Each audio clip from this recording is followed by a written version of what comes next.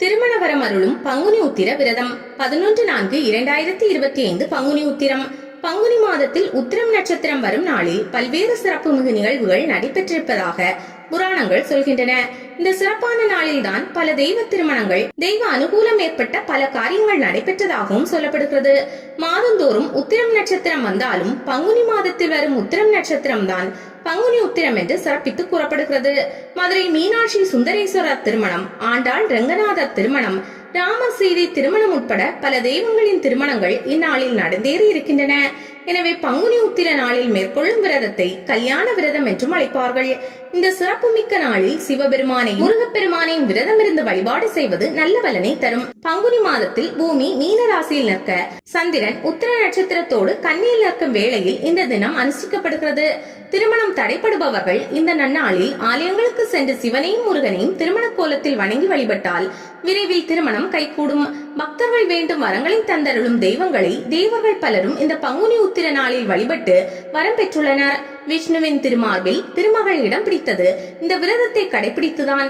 தேவர்களின் தலைவனான இந்திரனும் இந்த விரதத்தை மேற்கொண்டு இந்திராணியை கடம் பிடித்திருக்கிறான். பிரம்மன் சரஸ்வதியை தன் நாவில் குடிக்கொள்ள செய்ததும், சந்திரன் 27 அழகு வாய்ந்த நட்சத்திர பெண்களை மணமுடித்ததும் கூட இந்த விரதத்தை மேற்கொண்டுதான். இந்த விரதத்தை கடைபிடித்தவர்களும் அதனால் பலனடைந்தவர்களும் எண்ணில் அடங்காதவர்கள்.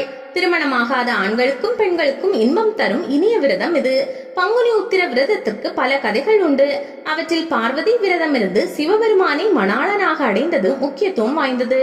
ஒரு முறை சாபம் காரணமாக தக்கன் என்பவனுக்கு மகளாக பிறந்தாள் உமாதேவி. தாட்சாயணி என்ற பெயருடன் சிறுவயது முதலே சிவனின் மீது விருப்பம் கொண்ட அன்னை தவமிருந்து சிவனை மனம் செய்து கொண்டாள். ஆனால் தக்கன் சிவபெருமானுக்குரிய மரியாதையை வழங்கவில்லை. அவருக்கு சேர வேண்டிய அவிர்வாகத்தை கூட கொடுக்காமல் மற்ற தேவர்கள் முனிவர்களை அழைத்து யாகம் செய்தான். இதனால் வெகுண்டெழுந்த தாட்சாயினி யாக குண்டத்தில் விழுந்து அந்த யாகத்தை பலனற்றதாக மாற்றினாள். தக்கனுக்கு மகளாக பிறந்த காரணத்தால் ஏற்பட்ட களங்கத்தை போக்கிக் கொள்வதற்காக பார்வதி என்ற பெயருடன் மலையரசன் இமவான் மகளாக தோன்றினாள்.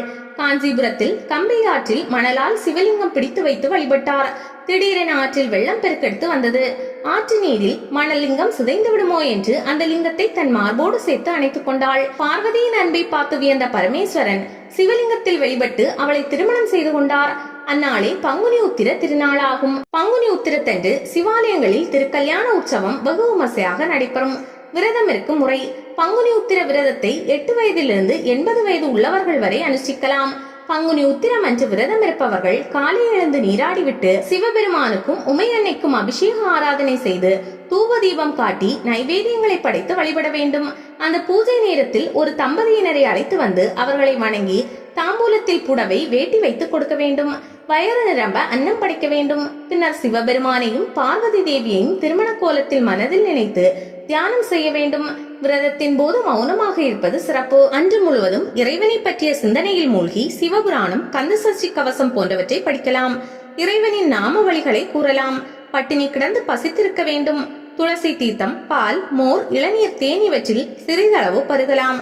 கோவிலுக்கு சென்று வணங்கி இரவில் பால் பழம் உண்டு படுக்கையில் படுக்காமல் தரையில் துணி விரித்து படுக்க வேண்டும். தொடர்ச்சியாக 48 ஆண்டுகள் இந்த விரதத்தை அனுஷ்டித்து வந்தால் அடுத்த ஜென்மத்தில் தெய்வீக பிறவியை பெறுவார்கள் என்கின்றன புராணங்கள்.